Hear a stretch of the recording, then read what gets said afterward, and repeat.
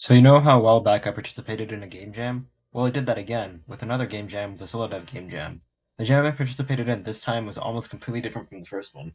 To start, the previous game jam had 15 games total, including my own. The Solo Jam had well over 200. The previous game jam gave me just 2 weeks to work on it, but this time I only had 3 days. There was also a required theme instead of suggestions that I had to follow. It was a big step up from my previous jam, but I thought I might as well give it a shot. Without further ado, let me tell you about my second ever game jam. Day 1. The game jam was started on Friday while I was at school. I got notified of the jam starting, and I started coming up with a plan at school. The theme of the jam was "Everything has a cost." I wasn't 100% sure what would be a good idea for this, and I was stumped for a while.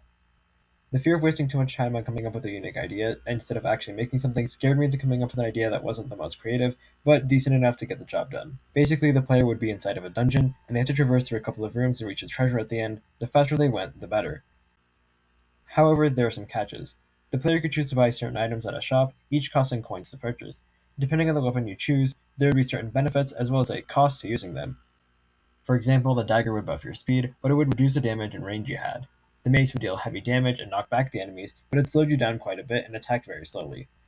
This would ensure that you would think a bit more carefully about choosing your weapons. Anyways, now that I had a plan, I got home and started working on it.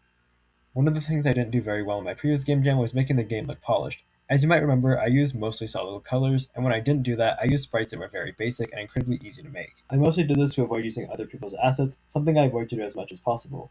However, this time I decided to actually try to make my game more visually appealing, so I looked up a bunch of assets online. I'm pretty glad I did because I found some pretty cool stuff that I could use. I didn't get to use them all in my game unfortunately, but I used quite a bit, and I think that's enough to make my game look good. All I did today was make a movement system and some base mechanics, nothing more and nothing less.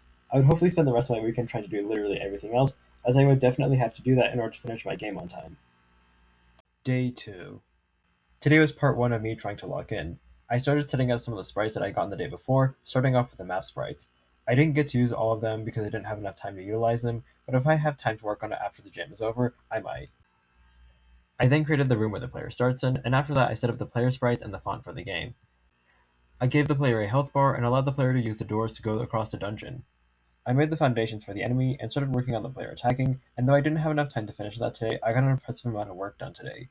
I still had a lot to get done though, and I need to get that finished tomorrow. Day 3. Today marks the second part of my lock-in, even better than the first part.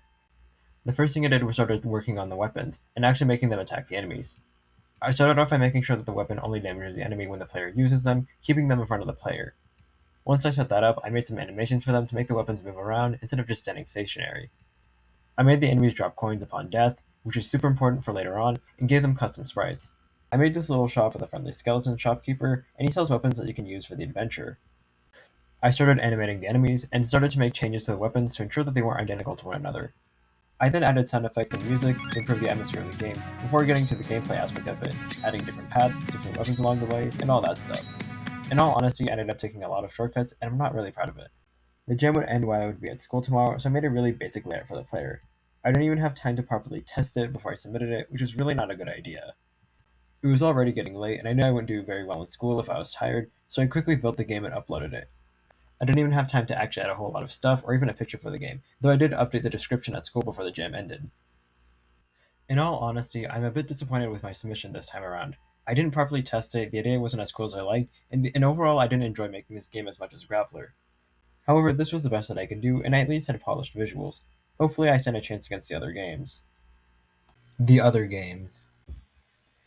Due to the fact that there were so many more games, and because I was so busy studying for finals, I was only able to rate a handful of games. And out of the few games I played, I found some really cool gems, like Late Stage Capitalism Simulator. I was glad I tried this gem out because it was really cool. It's a game where you live in a society that has reached late stage capitalism, and basically half the choices you make cost you money. It's a really cool game, the art style is unique, and it's definitely my favorite out of the games I tried. There is a variety of different endings that I can get, and I ended up spending a lot of time trying to get them all. Most importantly, pretty much every other game either had a unique take on the theme, or at least played out a lot better than my own. The results. As you might have guessed, I didn't score very high on this game jam.